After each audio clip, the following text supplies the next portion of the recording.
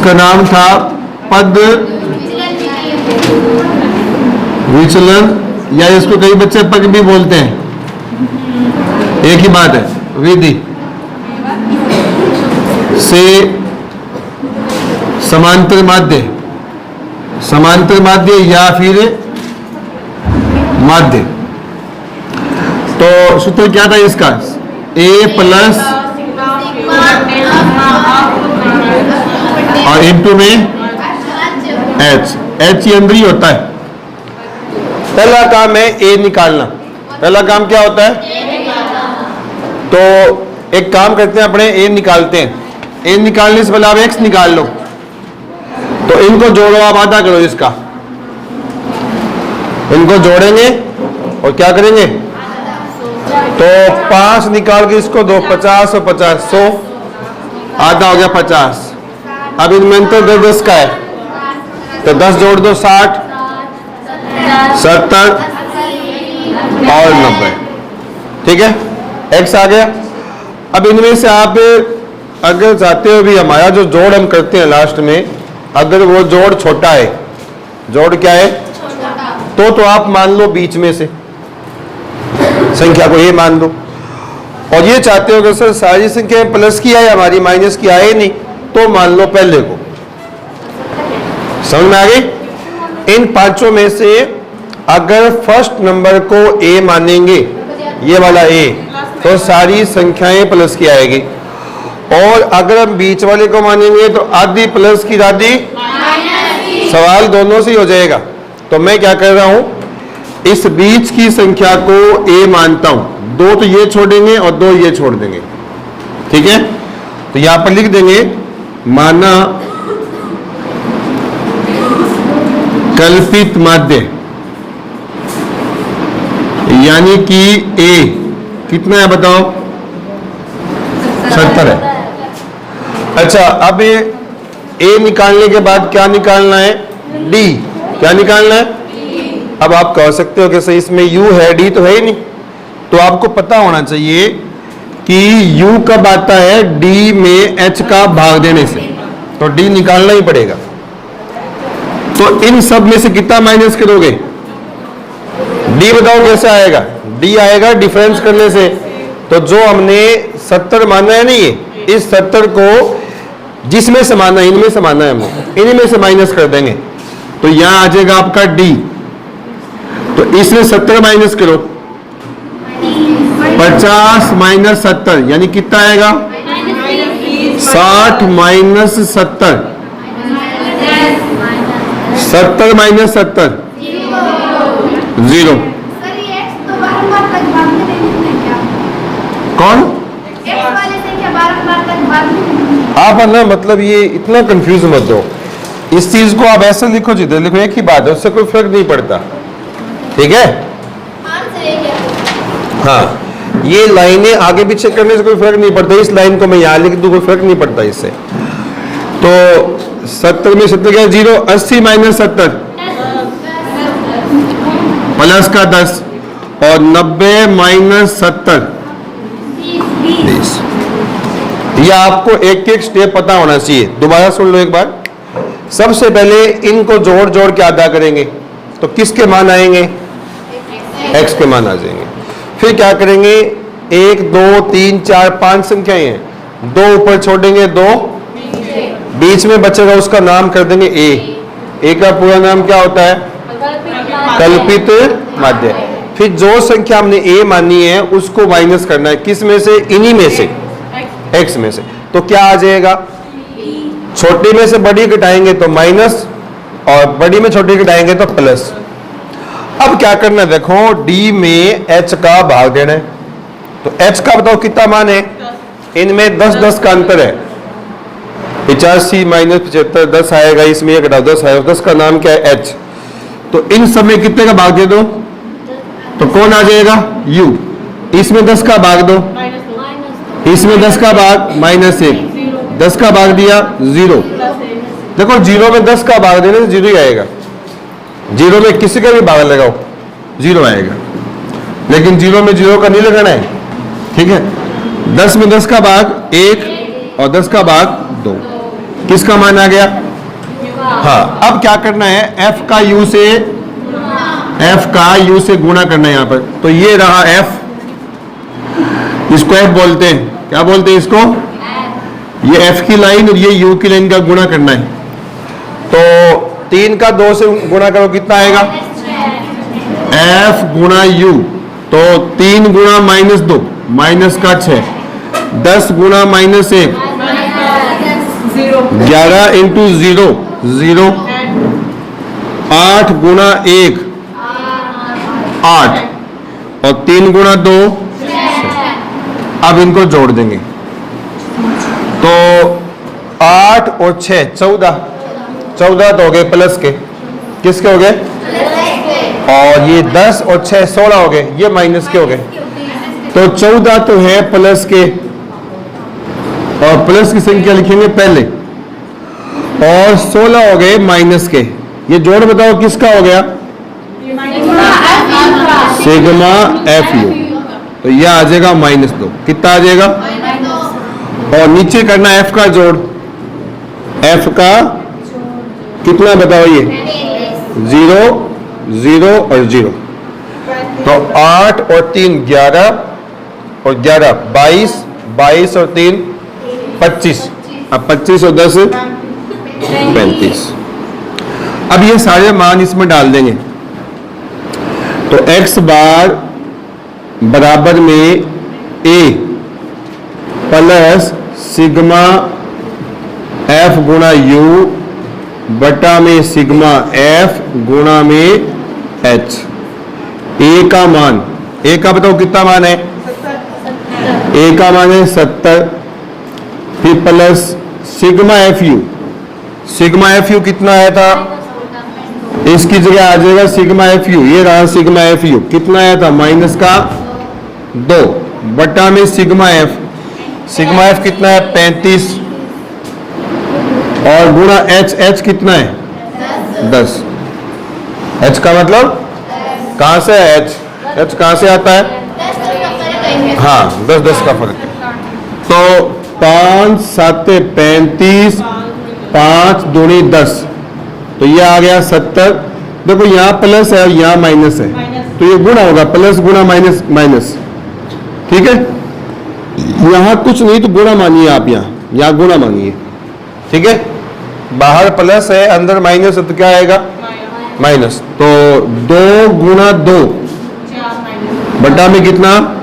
7। अब नीचे इसके 1 लगा देंगे यहाँ, और इसका लेंगे लघुत्तम। तो 1 और 7 का लघुत्तम 7 आ जाएगा। फिर 7 में 1 का भाग देंगे, 7 आएगा। 7 का 7 से गुणा 49, और आगे 0। 7 में 7 का भाग 1, 1 का 4 से किया 4, 490 माइनस 4 486 बटा में, अब 486 में 7 का भाग दे देंगे, 486 7 का भाग। तो 7 6 42, क्योंकि 7 7 होते हैं 49 ज्यादा हो जाएंगे। कितना बच गया? 6, ऊपर से 6 लिया, 7 में 63, कितना बच गया? 3। अब यहाँ पॉइंट लगाना है, क्योंकि यहाँ संख्या खत्म हो गई अपने पास। 0 7 चौके 28, कितना बच गया? 2, पॉइंट लगा हुआ है 0, 7 2 14, कितना बच गया? 6। तो पॉइंट के बाद आगे नहीं करना आपको, 2 संख्या आ गई, अब काफी है। तो कितना आया?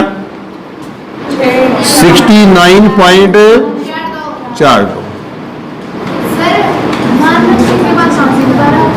कहां पर? यहाँ क्या, यूं समझ लो कि 7 7 49, 490 हो गए, क्योंकि इस 7 का इससे गुणा होगा। समझ में आ गया? तो 490 हो गया, 490 में कितना माइनस कर दिया? 4, तो ये हो गया 486, फिर उसमें 7 का भाग। अब आप आंसर चेक करो इसका, इसका एक बार आंसर चेक कर लो।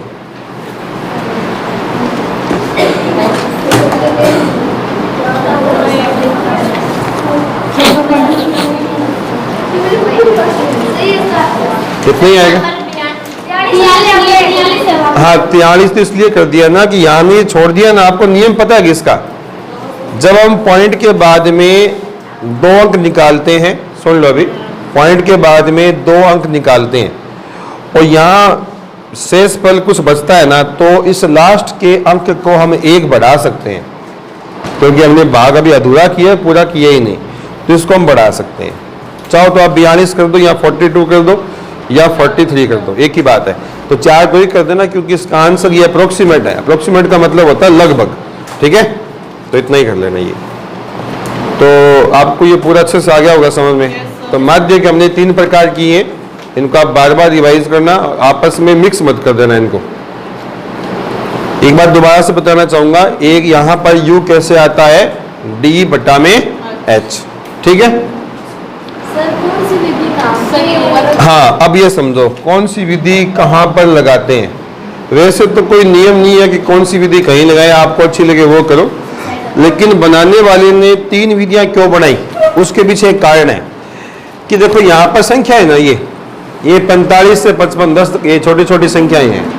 या ऐसा आ जाए 100 से 200, 200 से 300, तो संख्याएं बड़ी हो गई।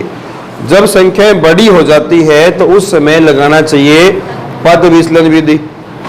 और संख्या ऐसी होती 2 से 4, 4 से 6, तो लगानी चाहिए प्रत्यक्ष विधि।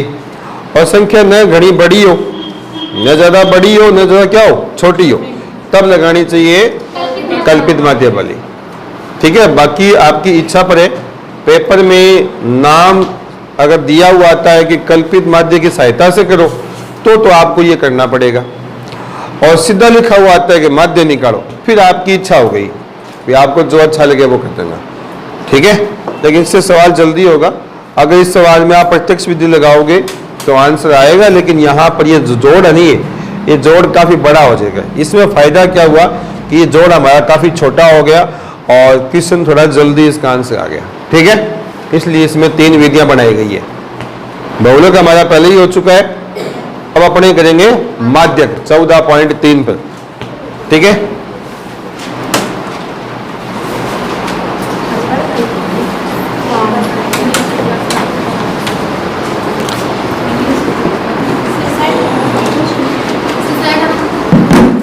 टाइम तो हो गया अभी, या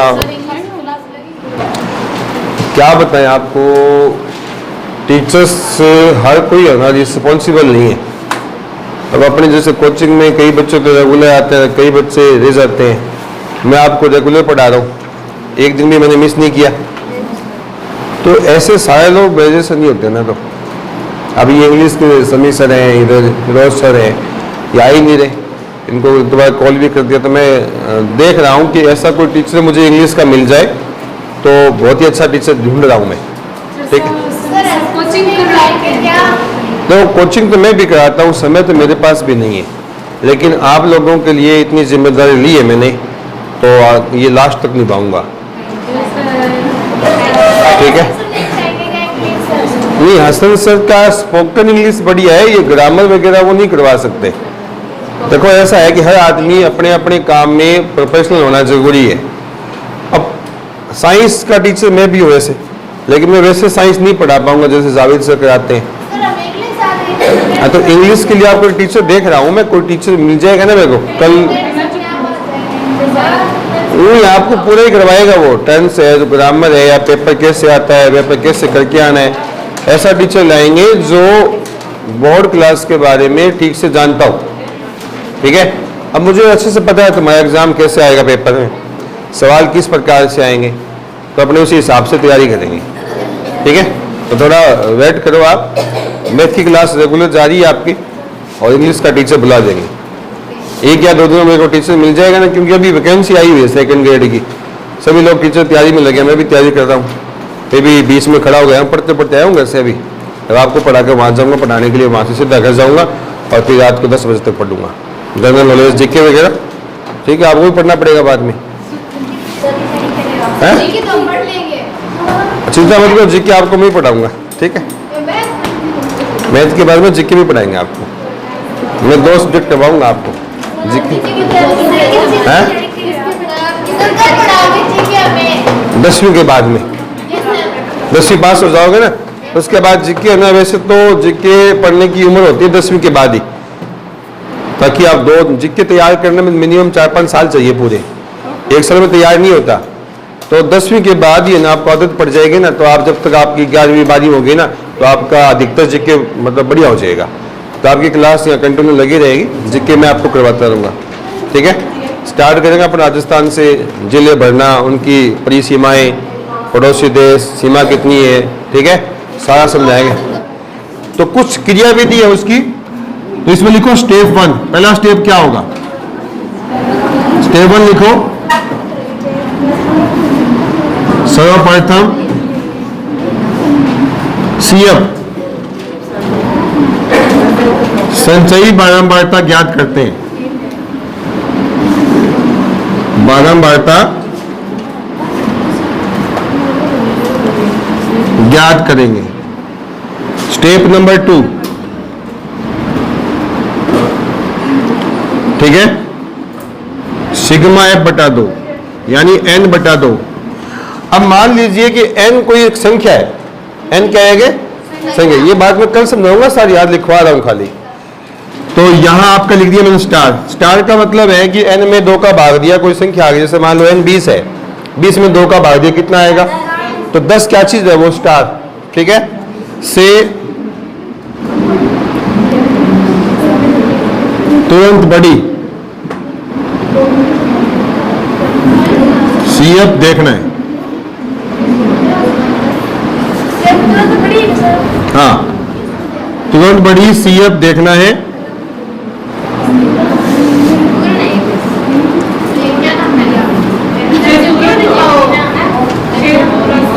तुरंत बड़ी सीएफ के संगत यानी कि सामने वर्ग अंतराल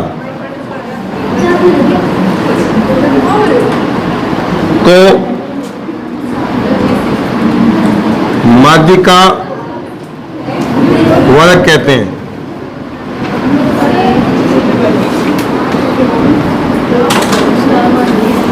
माध्यिका। Step number 3,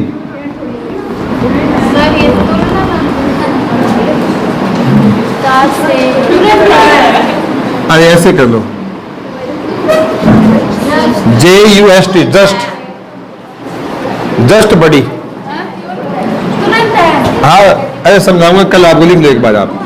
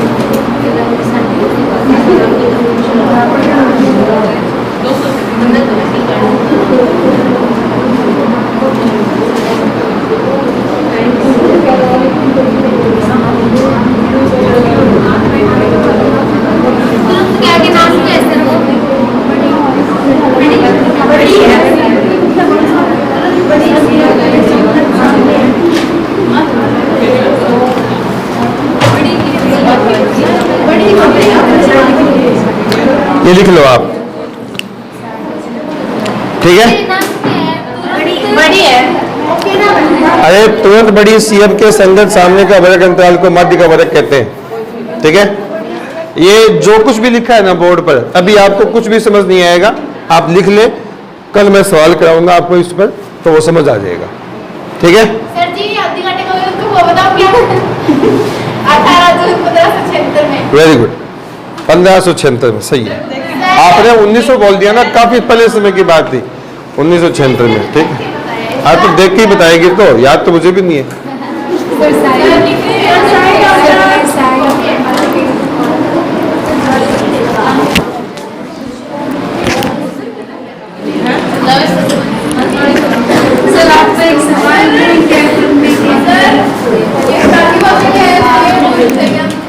Just.